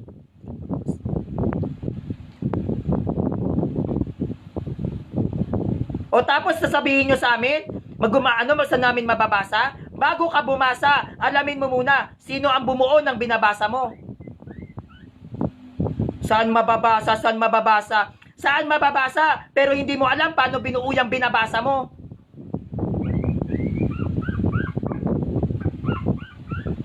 Sabi ni Anakin John 14, Catholic ako pero corrupted na mga tradisyon sa Catholic Church. Hindi ka Katoliko. Anakin John 14, hindi ka Katoliko, wag ka magpanggap. Ang isang tunay na Katoliko, hindi wawasakin ang Iglesia Katolika. Hindi ka Katoliko. Huwag ka magpanggap dito kung nasasaktan ka sa sinasabi ko. Hindi ka lulusot sa akin. Katoliko ako, corrupted ng tradisyon. May Katoliko bang ganon? Hindi ka Katoliko, protestante ka, huwag kang sinungaling.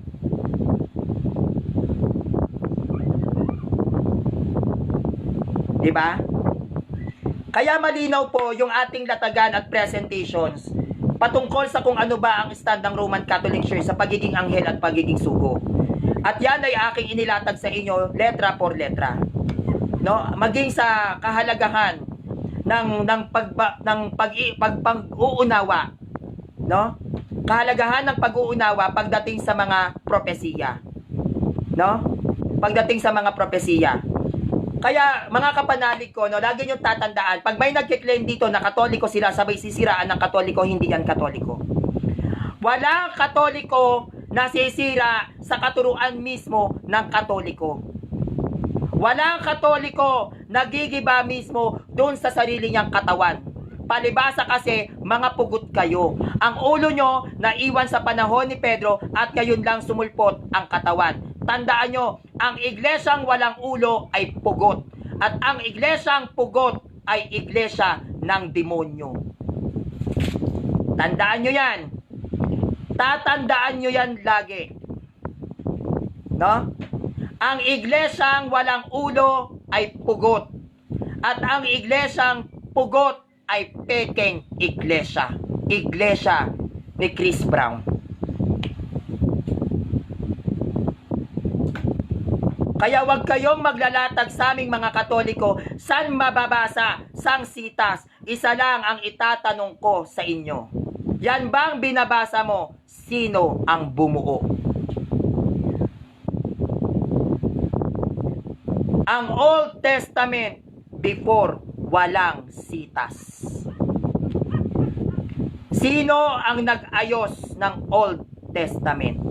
Sino ang bumuo ng New Testament? Pag napaliwanag mo yung tanong ko na yan, tsaka mo ko latagan ng talata. Maglalabanan tayo.